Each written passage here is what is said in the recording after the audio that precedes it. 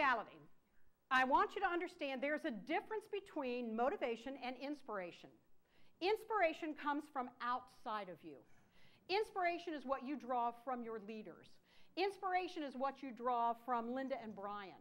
Inspiration is what you draw from the message that we all read together this morning. Inspiration comes from all of those books that you read, that Brian is suggesting to you.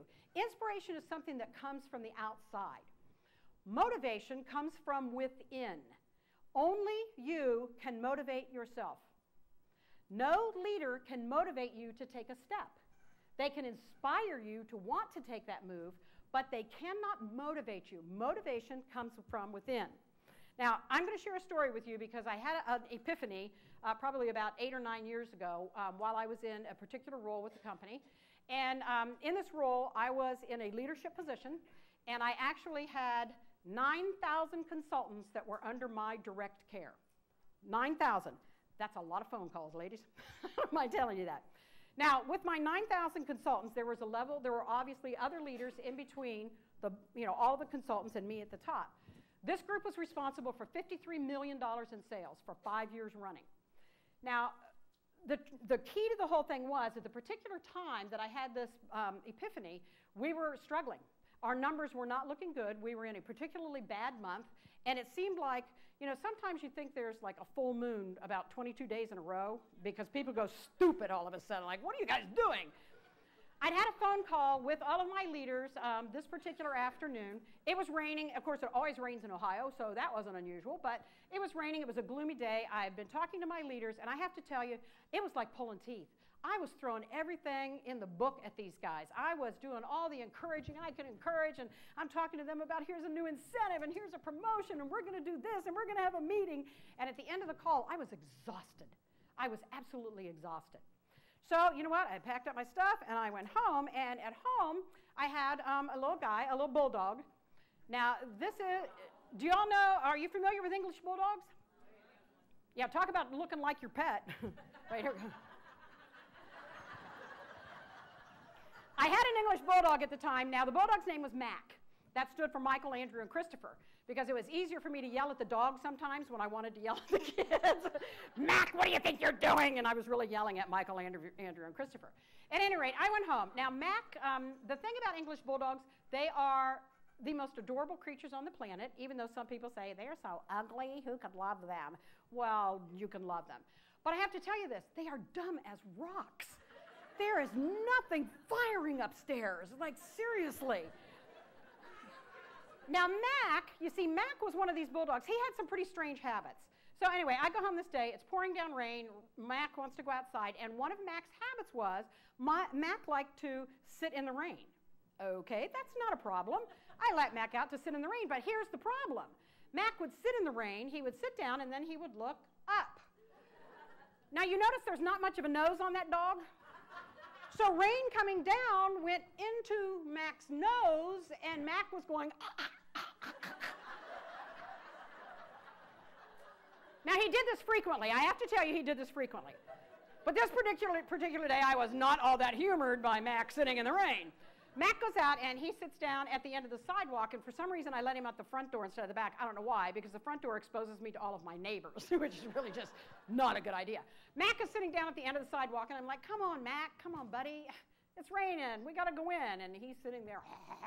He turned around and looked at me and looked back and went, all right, I got to get Mac inside. Somehow I got to motivate Mac to come inside. He loves biscuits. All right, I go to my kitchen. I get Mac's favorite biscuit. Now I'm standing on the front porch. It's pouring down rain, and I'm going, come on, Mac. Come on, buddy. I got your biscuit, baby. Come on, honey. And Mac turns around and looks at me and looks back and looks up. Okay, biscuit, not a big enough motivation. Got to get something else. Second favorite thing in the world for Mac, hot dogs. Bulldogs that love hot dogs. Okay, so I go and get a hot dog. Now, normally I would have chopped this hot dog up, but I was a little infuriated at this point. So I was like, you know what, dude? This is one whole hot dog or that's it. So I'm standing in my doorway going, come on, Mac, I got a hot dog for you. Come on, get in here. Now, as I'm standing there waving this hot dog around, my neighbor drives by. Like, Now, you have to understand, my neighbors already think I've lost my mind because I have purple hair. So they're like, oh, yeah, what's she doing? Anyway, I'm calling Mac. Come on, buddy. Here's a hot dog. Come on.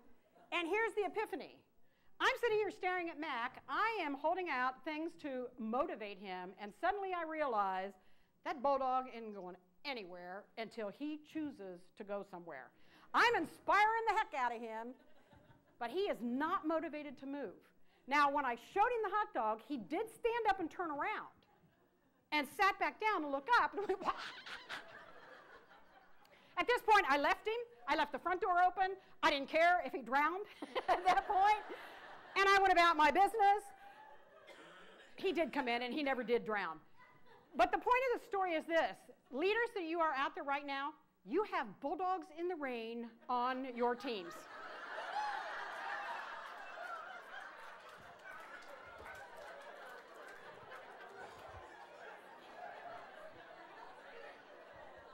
Now, don't be looking at the person next to you like you're a bulldog. Don't be doing that. That's not what this is about. We all have bulldogs in the rain on our teams. And you know what? You have hostesses who are bulldogs in the rain. It's like, will you just make a decision what you want from the hostess program? Seriously. But there are bulldogs in the rain. And I'm telling you, I am convinced 100% that's why caller ID was invented. So you can go, bulldog in the rain, not talking to that one today. I promise you that in the future, when somebody is really stubborn, it could be your child, it could be your spouse, someone is going to be stubborn and you're going to go, listen, bulldog in the rain. You have to understand, and do not let the fact that you think you have to motivate your team stop you from taking the step to leadership. Be there to inspire them. You owe them knowledge, you owe them contact, but you do not owe them success. That comes from them. And you know what? By leading from example, you will find that very easily. So goodbye, Mac. So the trick is to also with leadership, you have to find the balance.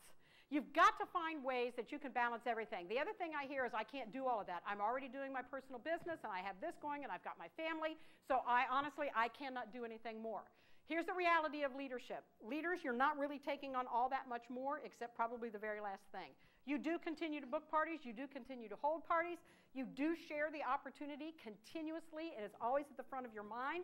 You continue to attend meetings. The changes, you start planning the meetings. Now, I would venture to say that there are probably maybe only 10 of you in this room that do not like to be in control. The rest of you, you like being in control. You like planning your own meetings because then you know what's going to happen. Now, I can also tell you that as I was going through the process and learning about LeBri, and I had an incredible opportunity to speak with a couple of folks from the field, and it was an amazing experience for me. I had so much fun. And as I was talking with one particular lady, and her name is Emily Howe, and you all know Emily. Where is Emily? Where are you, dear? Up.